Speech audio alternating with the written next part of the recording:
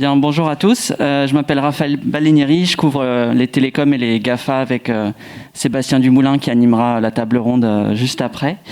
Après le cuivre, après l'environnement, on va maintenant parler de 5G, puisqu'en fait la 5G a fêté le mois dernier son premier anniversaire, vous devez vous en souvenir. C'était il y a pile un an, du coup, quand SFR a allumé la 5G sur une partie de la ville de Nice. Et ensuite, tous les opérateurs avaient suivi. Alors, un an plus tard, où est-ce qu'on en est ? On voit que les antennes 5G sont là. Il y en a même 29 000 en France, surtout dans les grandes villes aujourd'hui. Mais en revanche, la technologie peine un peu à trouver son public. Donc aujourd'hui, on a un smartphone sur 3 vendu en France qui est 5G, mais seulement un Français sur 2 qui achète un smartphone 5G décide aussi d'upgrader son forfait et de passer à la 5G. Donc il y a un petit décalage entre les smartphones et les forfaits. Et aussi du côté des entreprises, on voit, on en parlera évidemment, on voit assez peu de projets encore à grande échelle, même si récemment ArcelorMittal a annoncé un projet avec Orange et Ericsson pour équiper sa plus grosse usine d'acier dans le nord de la France. Alors pour aborder tous ces sujets, on a 3 super invités ce matin. D'abord juste à mes côtés, Gilles Brégan. Donc vous êtes directeur général de l'ANFR, donc c'est l'agence nationale qui gère les fréquences pour le compte de l'État, vu que c'est un actif public. Au milieu, Guillaume Delavalade, vous êtes directeur général de HubOne. Donc HubOne, c'est l'opérateur télécom en fait du groupe Aéroport de Paris. Vous fournissez des solutions de connectivité pour 5000 clients et vous êtes spécialiste des univers contraints, évidemment type aéroport. Vous nous direz voilà, si Roissy a déjà la 5G et quels sont vos projets. Vous avez réalisé plus de 130 millions de chiffre d'affaires en 2020 et vous comptez 600 salariés. Et enfin, Nicolas Guérin, vous êtes secrétaire général du groupe Orange. Donc j'ai vu les derniers chiffres. Orange a installé plus de 5000 sites 5G, n'est-ce pas ? Et vous nous expliquerez un peu votre plan de déploiement. Alors pour structurer le débat, je voudrais d'abord qu'on aborde la question des déploiements et peut-être dans une seconde partie la question des usages. Donc je disais, aujourd'hui, en un an, les 4 opérateurs ont installé 29 000 sites 5G. En 4G, il y en a 54 000, donc on est encore loin du parc 4G.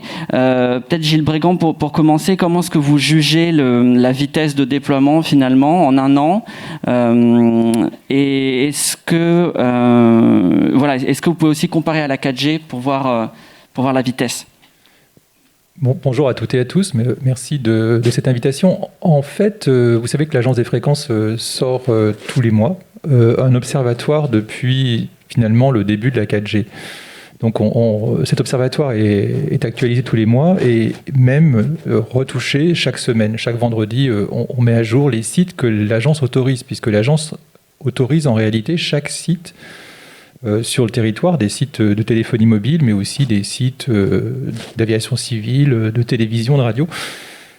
Donc, effectivement, la 5G a eu un démarrage qui est très tonique en réalité, puisque si on compare par exemple à ce qui s'est passé avec la 4G, la vitesse de déploiement pour la première année est pratiquement double. Au bout d'un an, en 4G, on avait à peu près 11 000 sites équipés en 4G. Un an après, donc en novembre dernier, on avait à peu près le double qui avait une capacité 5G. Donc pour l'instant, le déploiement de la 5G est rapide. Alors si les téléphones 5G finalement sont pas si nombreux, il n'y a pas d'appréhension pour passer en 4G au niveau des antennes relais en revanche. L'antenne relais passe assez vite en 5G dans les 3 bandes de fréquences qui sont aujourd'hui utilisées par les opérateurs, donc des bandes existantes, des bandes de 4G en fait, la bande 700, la bande 2100, mais aussi dans la bande spécifique à la 5G, où il n'y a que de la 5G, la bande 3,5 gigas. Peut-être Nicolas Guérin, Gilles Brégrand disait un rythme de déploiement 2 fois plus rapide, et pourtant on a vu tout au long de l'année dernière beaucoup d'opposition dans des grandes villes écologistes ou de gauche principalement. Comment expliquer ce décalage finalement entre la vitesse et les oppositions d'un côté? Non, je pense qu'il y a eu une première phase effectivement au début de l'année qui consistait à vraiment aller débattre avec les collectivités, aller sur le terrain. La FFT, les opérateurs se sont beaucoup mobilisés pour ne pas donner l'impression d'imposer la 5G. L'objectif des opérateurs n'est pas d'imposer, ça n'a jamais été d'imposer quoi que ce soit, mais de proposer des solutions technologiques. Donc on s'est déplacé vers les collectivités, on les a vues, avec un certain nombre d'entre elles, on a signé des chartes qui effectivement organisaient la façon dont on déployait, et donc on ne s'est pas précipité. C'était un petit peu ça que vous avez constaté au début. Maintenant que cette phase-là, elle est toujours en cours avec un certain nombre de communes, mais elle a beaucoup progressé. On a signé avec des très grandes villes, de gauche, de droite. On ne fait pas du tout de politique chez les opérateurs, l'idée n'était pas là. Mais on a signé ces chartes et donc on peut déployer. Et ça s'accélère considérablement. On le voit aujourd'hui. Si je peux vous donner, aujourd'hui Orange, c'est c'est 782 communes en 5G, 37% de la population française. On a un objectif de 1000 communes ouvertes à la commercialisation de la 5G d'ici la fin de l'année. Et depuis le 1er juillet, on a ouvert 740 sites nouveaux, ce qui fait une progression de 46,25%. Et là, je parle de la bande de fréquence 3.5. Si on rajoute les 700, les 2.1, pour nous, c'est le 2.1. Sur le 2.1, on a augmenté de 57% nos sites depuis le 1er juillet. Donc ça s'accélère considérablement. Et encore une fois, l'idée, c'est pas de massivement imposer une technologie, c'est vraiment de la déployer en fonction des besoins, des relations qu'on peut avoir avec les collectivités, de le faire paisiblement en expliquant effectivement à quoi elle sert et ce qu'elle n'est pas. Pas de problème de santé, pas de problème d'environnement, etc., etc. Je crois que vous avez un objectif de couvrir 50% du territoire d'ici la fin de l'année. Quelles sont les prochaines villes, les métropoles régionales qui vont basculer en 5G d'ici la Il y a des sujets Clermont-Ferrand, ce genre de villes. Donc on les prend une par une. Je vous ai dit, on passe de 782 à 1000 communes.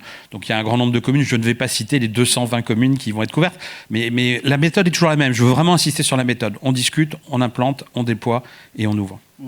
Et le problème de l'exposition aux ondes, est-ce que le débat est encore très, prégnant au niveau des villes, ou est-ce qu'il a baissé d'un cran? Non, sincèrement, il y avait plusieurs débats autour de l'exposition des ondes. Il y avait le débat de santé, donc, qui a été réglé en avril par la position de l'ANSES qui était très claire, et qui a apaisé derrière nos échanges avec les collectivités, puisque ça a été de nature à rassurer. On a des débats autour de l'environnement et des usages. Donc sur l'environnement, on continue effectivement à discuter. D'ailleurs, les chartes porte sur ces questions-là. Elle donne un certain nombre de garanties aux communes sur le fait qu'on ne va pas déployer sauvagement, que certains sites, peut-être, on ne mettra pas d'antenne trop près de certains types de sites, types de genre d'école ou ce genre de choses.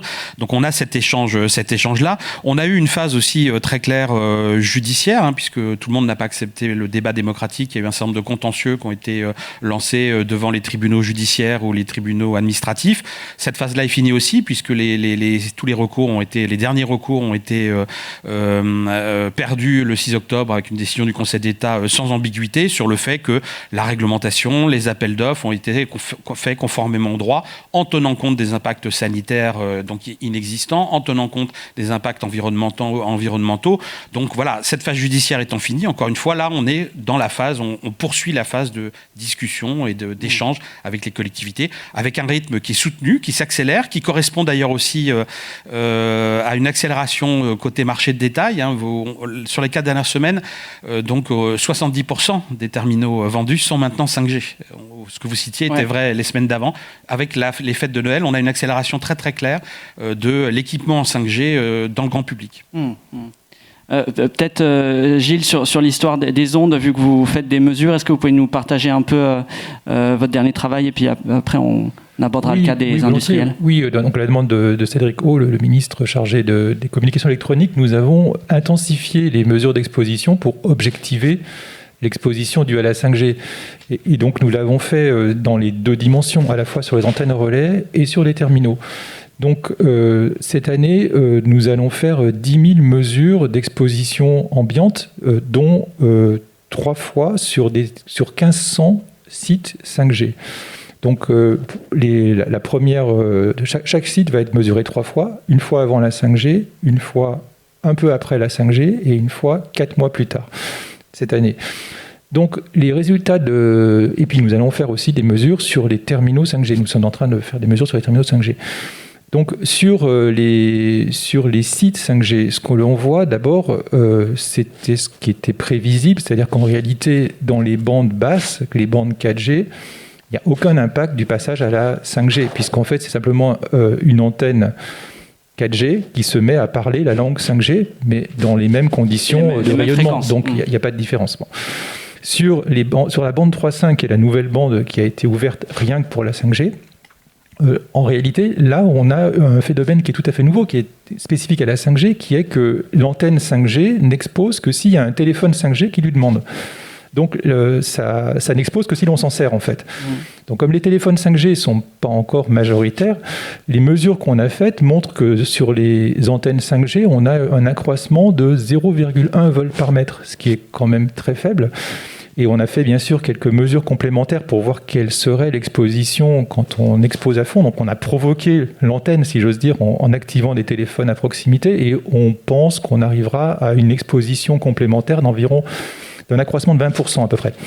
On avait fait des simulations auparavant, on évaluait ça à 30%, donc 20% c'est cohérent.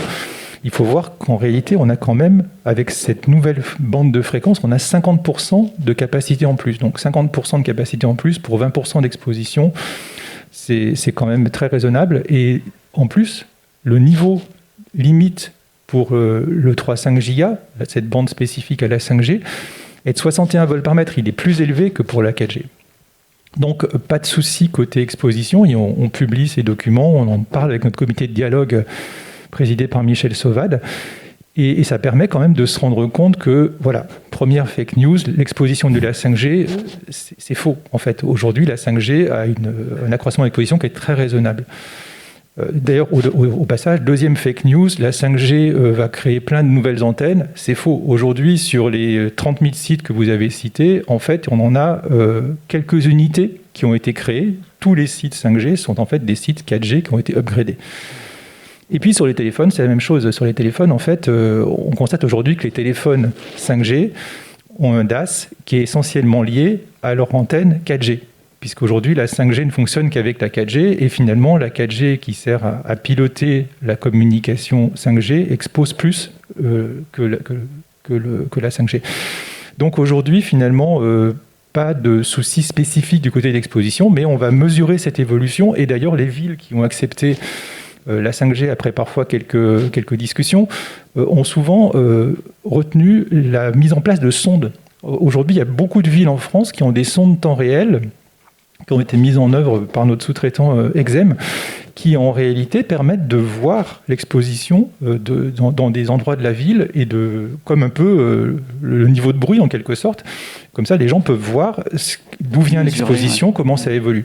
Pour l'instant, les seules variations d'exposition très sensibles qu'on avait vues, d'ailleurs l'an passé, c'était finalement, paradoxalement, une légère baisse d'exposition pendant les confinements, puisque quand il y a un confinement, les gens ne sortent plus, donc les téléphones ne passent plus vers les sondes, et on a un peu moins d'exposition.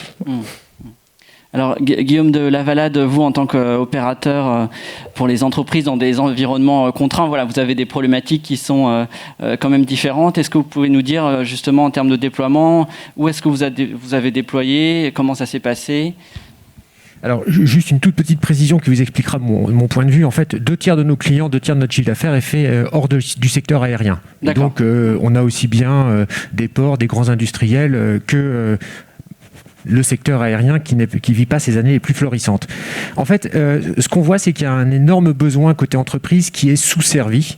Les entreprises, pour se digitaliser, ont massivement besoin de bandes passantes en abondance, de latence. Il y a de plus en plus de systèmes qui sont en temps réel, et c'est clé dans la coordination quand il y a différents métiers qui se déploient. Et puis le dernier, c'est quand même un énorme besoin de sécurité, au sens cybersécurité, puisque hors de question de se faire pirater une usine de robots par un concurrent malveillant ou quoi que ce soit.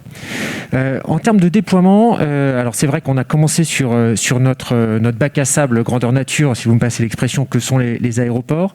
Et donc on a sollicité des fréquences auprès de l'ARCEP qu'on a eues en janvier 2020. Donc janvier 2020, pas forcément la meilleure période, quelques semaines avant le confinement pour déployer. Et pour autant, donc sur Charles de Gaulle et sur Orly, on a déployé un réseau privé, je crois le plus grand de France, avec 55 km² qui sont d'ores et déjà couverts. C'est actif.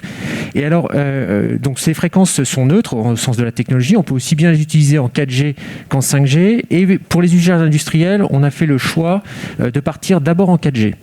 Pourquoi ? Parce que contrairement au marché grand public, tout le marché des terminaux vraiment industriels, donc qui sont capables aussi de vous lire un code barre, aussi de vous faire un tag RFID, ces terminaux-là, ils sont massivement 4G. Il faut des batteries qui durent plus que juste quelques heures d'utilisation dans la journée. Il faut une résistance à la poussière, je vous en passe, et des meilleurs. La chance qu'on a, c'est qu'effectivement, quand on investit en 2020 ou 2021 dans des équipements réseau, ils ne sont pas vraiment 4,0G, ils sont plutôt 4,8G, et donc on a une migration qui est vers la 5G qui sera facile entre guillemets, mais voilà, donc 55 km². Et là où on va être particulièrement attentif à tous les usages, c'est imaginez l'avion qui arrive à son point de parking. Vous avez 25 métiers qui viennent s'affairer, qui chacun ont besoin de communiquer en temps réel avec leur système, en toute sécurité et sur des opérations qui sont critiques. Et là, véritablement, il y a des gains de productivité qui sont majeurs. Un autre exemple, juste pour que ça vous parle bien, vous savez que malheureusement sur les pistes, il y a un certain nombre d'objets non identifiés, une vis, un bout de métal, et donc tristement célèbre avec le Concorde. Et donc vous avez des véhicules qui passent avec des caméras très haute définition et qui prennent, qui filment toute l'intégralité de la piste. Vous imaginez la granularité qu'il faut avoir de l'image, et ça, il faut remonter l'information en temps réel. Donc quand je vous parle d'abondance de bandes passantes et de temps réel, c'est vraiment typiquement le cas d'usage qui est clé, puisque chaque opération étant minutée, on sait que 2 minutes après, il y aura un avion qui va décoller, donc hors de question de laisser quoi que ce soit comme doute s'établir.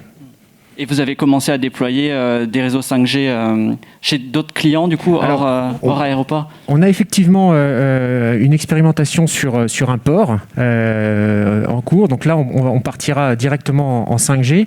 Et plus généralement, dans le cadre du plan de relance de l'industrie 4.0, de la réindustrialisation, on a effectivement avec un projet avec un industriel Céveso. Donc ça vous donne un peu le niveau de criticité qu'on attend en 5G qui effectivement vont se déployer courant 2022. D'accord. Okay. Nicolas Guérin, dans quelle mesure la 5G a vraiment permis de désaturer les réseaux dans les grandes villes ? Parce que c'est vraiment l'argument des opérateurs, voilà, face à une hausse du trafic d'environ 40%, je crois. Dans quelle mesure ça vous a vraiment permis de désaturer ? C'était une anticipation, c'est-à-dire que c'est en cours. On est en train d'équiper nos parcs. On disait 70% des terminaux sont 5G aujourd'hui. On a un tiers de notre parc client qui aujourd'hui a une offre compatible 5G. Donc ça va permettre la désaturation dans les grandes villes. C'est un des objectifs, une des utilisations prioritaires de la 5G pour le grand public. Donc ça va arriver. C'est pas encore le cas aujourd'hui. Surtout qu'on s'est vu attribuer des fréquences dans certaines zones qui étaient un peu outre-mer notamment, qui ont permis de débloquer. Mais c'est pas encore l'usage. Pas encore le cas, d'accord. Non, c'est pas encore le cas. D'accord. Et on l'a dit aussi aujourd'hui, la 5G est vraiment une affaire des villes. Comment est-ce que vous allez couvrir les campagnes et pour éviter in fine un espèce de New Deal 5G dans quelques années où on se dirait ah zut, on voit plein de taches de léopard partout en France, il faut un New Deal pour finir de couvrir. Non, je rappelle que la réglementation et les attributions de fréquences 5G prévoient que 25% de nos sites doivent être faits dans des zones dites rurales.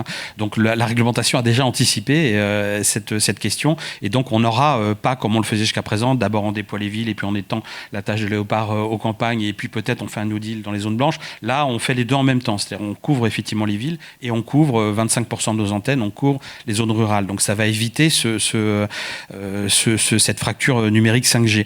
Et puis par ailleurs, la 5G dite industrielle, il est évident qu'on va aller chercher nos clients là où ils sont. Quand on parle de hub, d'aéroport, effectivement, on est très, très urbain. Mais quand on parle de zone industrielle, vous parliez tout à l'heure de l'accord avec ArcelorMittal, c'est des usines qui ne sont pas forcément milieu urbain. Les zones industrielles nous intéressent aussi énormément, puisque, voilà. Et la 5G va permettre de faire quelque chose qui est aujourd'hui, les PME, les entreprises sont peu converties au très haut débit. En fait, les grands groupes le sont. Mais on voit qu'on a une tendance assez étrange qui est que le grand public est très haut débit massivement. Il accélère ses besoins en débit. Les entreprises sont encore moins massivement. On le voit dans les observatoires que publie l'ARCEP. Près de la moitié des entreprises, par exemple, sont encore sur le cuivre. C'est-à-dire ne passe pas à la fibre. Ce que disait Madame de la Rodière tout à l'heure était justement qu'il fallait les inciter à passer à la fibre. Et donc la 5G va leur permettre aussi d'avoir une alternative pour du... Mais dans les campagnes où il y a vraiment les campagnes les plus reculées, où il n'y a pas ou peu d'entreprises. Mais vous savez, dans les campagnes les plus reculées, l'idée, c'est d'avoir un mix technologique qui permet surtout d'avoir des montées significatives en débit. Donc le cuivre va fermer, la fibre va s'installer. On a un 100% fibre qui arrivera en 2025. On a des offres de satellites qui montent en compétence aussi avec Eutelsat, une filière française satellitaire qui propose des offres de très haute qualité. On a la 4G fixe aussi qui permet d'avoir des débits. Et la 5G viendra aussi. Mais il ne faut pas juste regarder technologie par technologie et se dire qu'il va y avoir une fracture numérique parce que la 5G ne sera pas là. La réalité, c'est que cet ensemble d'infrastructures qu'on compose est une situation qui est unique en Europe. Il n'y a pas un pays européen qui propose toutes ces technologies en même temps. C'est cet ensemble de propositions qui permettra aux gens, y compris dans les campagnes, y compris dans les zones les plus reculées, d'avoir des débits plus que significatifs. La 5G sera une brique dans ce C'est une brique au milieu du tout, mais surtout ne pas oublier les briques précédentes. La 5G n'est pas un Eldorado unique qui va permettre de résoudre tous les problèmes. La fibre est un outil très très efficace pour augmenter les 5G plus fibre alors. 5G plus fibre, plus 4G fixe, plus satellite, c'est vraiment le tout.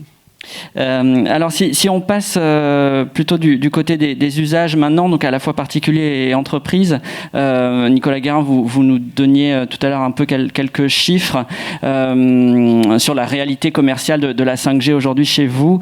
Est-ce que ça n'a pas un peu tardé quand même finalement ? Alors on peut toujours... Orange est opérateur dans 8 pays européens. On a ouvert la 5G, y compris en format 5G fixe en Roumanie, il y a 3 ans et demi maintenant, je crois, oui. 4 ans même bientôt. 4 ans, donc oui, ça a tardé, il y a eu beaucoup de débats. Bon, après, il y a eu le Covid aussi, donc ça n'a pas aidé. La vraie question, c'est est-ce qu'il est trop tard ? Et la réalité, c'est que non, il n'est pas trop tard, il est urgent d'agir. Mais quand vous regardez la réalité de la 5G aujourd'hui, il y a un observatoire de la 5G qui a été réalisé par Adé Little à la demande du gouvernement et du comité stratégique de filière infrastructure et qui dit qu'aujourd'hui, la 5G, c'est 2 milliards de chiffre d'affaires. C'est 250 entreprises qui travaillent en France, dont 180 françaises, 6 à 8 000 emplois, et que ces montants vont devenir 28 milliards d'ici 2025, 28 milliards de chiffre d'affaires à prendre en France sur la 5G et 20 000 emplois.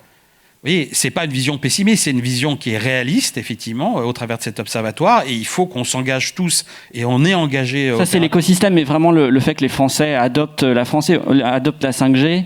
Voilà, aujourd'hui, ils achètent des téléphones 5G, mais ils upgradent pas forcément, pas systématiquement en tout cas. Mais ils le feront, vous savez, moi ça fait des années que je suis dans les télécoms, on me disait le mobile ça sert à rien, il y a des cabines téléphoniques, enfin je veux pas vous refaire le truc classique, mais à chaque fois on nous dit ils vont pas le faire. Je le redis, ce que je constate, c'est que le grand public adopte très très vite les nouvelles technologies, augmente très très vite ses attentes. Regardez ce qui a été dit sur la fibre tout à l'heure. Vous avez X% de clients sur lesquels il y a des difficultés. On parle plus de ces X% que des 90 ou 80% de gens qui sont entièrement satisfaits.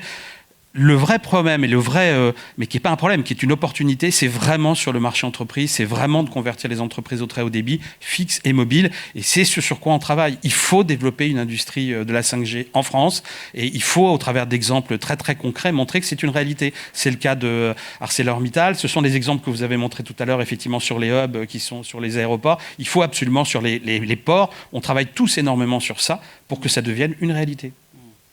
Est-ce que les opérateurs ont bien communiqué quand même sur le sujet ? Je me souviens d'une grande publicité de Bouygues Télécom disant notre meilleur atout sur la 5G, c'est notre réseau 4G. Bon, si on n'est pas spécialiste, on ne comprend pas vraiment. Alors, je ne vais pas commenter les publicités de mon concurrent. Vous avez d'autres publicités sur des chalets que je connais mieux, qui montrent que les technologies... Je ne sais pas si... vous savez, c'est toujours pareil, faire beaucoup de publicité sur des technologies qui sont en cours de déploiement, il y a certaines associations de consommateurs ou autres qui n'aiment pas trop ça, parce qu'ils nous disent qu'on vend de la promesse, que le déploiement n'est pas assez fort. Donc on a des débats de ce type-là aussi avec les associations. Donc je pense que les opérateurs agissent dans le cadre de ces contraintes d'information des consommateurs, et on va accélérer, encore une fois, on va accélérer la communication. Quand les réseaux sont là, on communique. Quand ils ne sont pas là, on ne communique pas. Guillaume ou Gilles, sur les usages pour les particuliers, qu'est-ce que vous voyez le plus en fait se dessiner par rapport à ce qu'on voit en Asie ou aux États-Unis? On parle beaucoup du jeu vidéo, l'entertainment au sens plus général. Qu'est-ce qui va arriver en France et quand?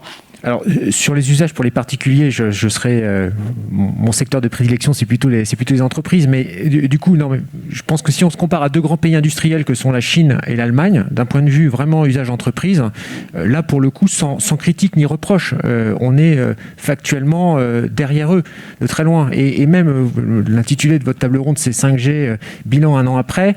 Il y avait, je crois, 80 projets industriels en Allemagne il y a un an, en 2020. Il y en a plus de 140.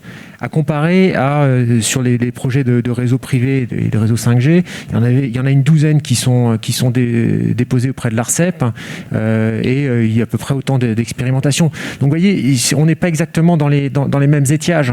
Et pourquoi alors? Qu'est-ce qui bloque en France? Est-ce que c'est trop cher, trop complexe? Qu'est-ce qui se passe en fait? Je pense que le marché entreprise a été longtemps oublié par la régulation. Pardon de remettre ça sur le tapis. On a aussi un tropisme français très grand public. Le marché grand public prend beaucoup la lumière. On parlait de New Deal, et c'est très bien, hein, c'est surtout pas une critique. Mais c'est vrai que beaucoup de maires, à juste titre, disent « ma commune n'est pas couverte ». Et donc du coup, ça oblige les opérateurs à des efforts en étendue de couverture considérables. Et du coup, c'est vrai, le marché entreprise... et un parent pauvre. Exactement. Après, comme je vous le disais tout à l'heure, les besoins sont là. Là, sur l'année 2021, hors le secteur aérien, on a connu une demande, mais à plus de 2 chiffres. Il y a vraiment un besoin d'appropriation. Après, comme je vous le disais, un industriel, et pardon, je ne réponds pas du tout à votre question sur les particuliers, mais un industriel, il ne va pas se poser la question de quelle technologie j'ai besoin. À nouveau, son sujet, c'est bande passante abondante, de la latence, de la sécurité. Et à partir de là, il faut que les opérateurs dont on fait partie apportent des solutions, tantôt du Wi-Fi, tantôt de la 4G, tantôt de la 5G. Répondre aux besoins, peu importe la technologie. Et de ce point de vue-là, c'est vrai qu'on a un travail d'embrayage qui est encore devant nous. Ce qu'on peut peut-être dire aussi, c'est rappeler justement que la 5G, elle a une épaisseur sur la décennie qui arrive. La 5G va connaître à peu près 5 releases majeures du 3GPP. Et donc la vraie 5G, avec toutes ses caractéristiques, elle va se dessiner au fur et à mesure. Donc la 5G aujourd'hui qui est disponible, qui est une 5G qui apporte essentiellement du débit, peut convenir aux particuliers, effectivement, mais peut-être moins aux industriels qui veulent effectivement de la latence et puis de la densité par unité de surface. Et ça, on va le trouver plus dans les releases qui sont en train d'arriver, avec cette fois-ci peut-être des appareils professionnels qui seront à ce niveau de version et qui vont être satisfaisants pour les industriels. Donc, ça, à quelle 5G, échéance du coup? C'est dans 3, 5, 8 ans? La prochaine release, elle doit être l'an prochain, je crois. Et en fait, bientôt, on va avoir ce qu'on appelle la 5G standalone, c'est-à-dire en fait la 5G qui n'utilise pas la 4G comme une béquille pour fonctionner. Et surtout, on va aussi ouvrir de nouvelles bandes de fréquences, parce qu'on parle de la bande 3.5 qui a été ouverte pour lancer la 5G, mais en réalité, on a aussi ce qu'on appelle les bandes millimétriques, donc la bande 26 gigas qui est en préparation, et puis derrière, il y a aussi 32 gigas, 60 gigas, enfin, il y a pas mal de capacités. Aujourd'hui, je disais que la bande 3.5, elle a augmenté le patrimoine des opérateurs en France d'environ 50% en termes de largeur de bande, de fréquence, mais finalement, c'est 400 MHz à peu près. Là, dans la bande 26, on a l'équivalent de 4 GHz. Donc on a en fait des possibilités qui sont considérables et qui vont modifier quand même l'équation. Donc la 5G n'est pas achevée. Et puis on a aussi, je vois Olivier Huard qui vous dira peut-être aussi qu'on prépare des choses avec des capacités justement des data centers qui permettent d'améliorer la réactivité et de diminuer le temps de latence sur tout le territoire. Donc quand on aura ces sortes de hubs 5G qui permettent d'avoir un temps de latence très faible, qu'on n'a pas aujourd'hui, dans ce cas-là, on aura effectivement un niveau industriel. Et les industriels français sont aussi assez prudents. Il ne faut pas oublier que quand même la France est un pays efficace, mais assez prudent. Rappelez-vous le temps qu'il a fallu pour que les Français adoptent la pomme de terre, par exemple, et l'astuce de Parmentier. Donc en fait, à un moment donné, quand ils verront que la 5G marche, il n'y a aucun souci pour que les Français industriels s'y mettent. Nicolas, vous vouliez intervenir? Oui, je voulais juste réagir sur la comparaison allemande. En fait, il faut bien comprendre qu'en Allemagne, la fibre est très peu développée. Donc pourquoi les Allemands se précipitent dans la 5G? C'est parce qu'ils ont besoin de débit, effectivement, et qu'il est plus facile d'installer un réseau 5G avec des antennes que de redéployer de la fibre partout dans les foyers. En France, on est à 60% de raccordables. En Allemagne, 17%. 17% de raccordables à la fibre. Italie, 41%. Angleterre, 14%. Donc effectivement, les Allemands se précipitent vers la fibre comme une solution qui est plus facile à poser vers le 5G, parce qu'ils n'ont pas la fibre. Moins exactement. La fibre. Et donc attention, comparaison. Encore une fois, comparons l'ensemble des infrastructures dont disposent les pays et soyons fiers de ce qui existe en France avec des infrastructures multitechnologiques et très très déployées dans tous les domaines. Guillaume, oui. Peut-être, oui, juste, en fait, le cas d'usage majeur qu'on rencontre, c'est que vous avez une grande surface, que ce soit une immense usine, une immense raffinerie à couvrir, et pour animer des robots, pour avoir des opérateurs qui puissent taguer, et ça, c'est clairement pas la fibre, enfin, c'était pas le cas d'usage avec de la fibre. Et c'est vrai que de ce point de vue-là, l'industrie allemande a pris une avance. Mais c'est pas perdu, hein. Très clairement, le plan de relance, la réindustrialisation, l'industrie 4.0, avec l'arrivée, comme vous le disiez très justement, de techno 5G, ça peut créer effectivement une concordance des temps et du coup permettre cette avancée. Après, voilà, l'industrie française n'est malheureusement pas au niveau de l'industrie allemande ni chinoise. Il y a une mission 5G qui a été lancée qui effectivement, je pense, va permettre effectivement d'améliorer les choses où je suis d'accord sur les cas d'usage. Évidemment que la fibre n'est pas substituable à la 5G dans tous les cas.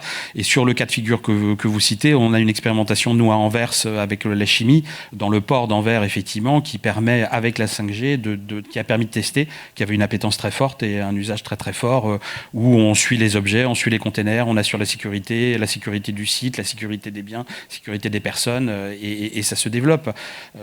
Mais voilà, je voulais juste être un petit peu, faire un petit peu attention, et surtout quand on fait des comparaisons économiques en disant l'Allemagne met énormément d'argent dans la 5G, la France ne le fait pas.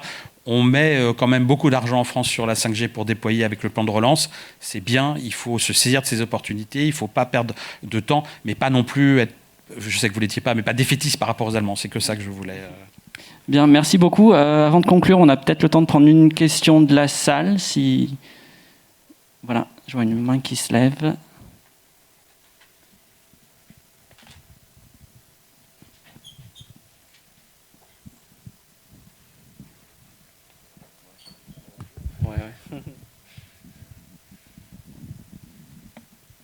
Bonjour, merci pour ces échanges.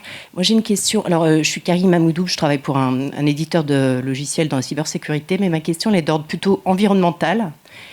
Puisqu'on parle de problèmes de santé, etc., et d'impact environnemental, d'après vous, est-ce que c'est pas ça principalement qui freine, je dirais, le déploiement de la 5G et l'adoption de la 5G par les utilisateurs? Qui veut répondre, Nicolas? Moi, je peux, ou Gilles, je ne sais pas, je pense qu'on peut tous répondre, mais... Très rapidement. Alors en fait, il y a non, je ne pense pas du tout que c'est ça qui freine. On le voit sur les taux de renouvellement de terminaux qui n'ont pas changé, etc. Sur le fait que les gens se convertissent, un tiers de nos parcs convertis à la 5G. Il n'y a pas de frein aujourd'hui. Le seul frein qui existe aujourd'hui, c'est plutôt les déploiements et le fait qu'il faut assurer une couverture pour que les gens utilisent le service. Mais il y a un travail en cours qui a été cité tout à l'heure, qui est très très important et qui doit s'accélérer. C'est les moyens qu'on doit donner à nos consommateurs, c'est le travail de l'ADEME et de l'ARCEP, de mesurer eux-mêmes, d'apprécier eux-mêmes, quand ils font un achat de service ou un achat de terminal, l'impact de cet achat sur l'environnement. Et ça, il faut vraiment qu'on craque ce sujet-là et que ces travaux s'accélèrent. Il y a des travaux au niveau européen, il y a des travaux au niveau français. Il faut impérativement, pour qu'on arrête ce débat-là, que chacun puisse mesurer concrètement, quand il achète un service ou un terminal, ce que ça implique en termes d'impact environnemental. Et ça, les opérateurs poussent massivement pour ça, pour que ça se fasse très vite et que ce référentiel soit réglementaire. et pas juste fait par un opérateur, une association, mais qui soit partagé. Et peut-être juste un tout petit mot, chaque génération d'équipement consomme largement moins d'électricité d'énergie que les autres. Et je pense que c'était la présidente de l'ARCEP qui avait le bon mot. Il faut qu'on évite de superposer de la 2G, de la 3G, de la 4G, de la 5G. Et c'est pas l'intérêt des opérateurs que d'alimenter en énergie tous ces équipements. Donc au contraire, essayons d'unifier et d'avoir la dernière technologie la plus économique en énergie. Bien, merci beaucoup. Le temps file, donc on va conclure. Merci beaucoup, et puis on se donne rendez-vous l'année prochaine pour le deuxième anniversaire. Merci. Et maintenant, donc, la table ronde sur le très haut débit.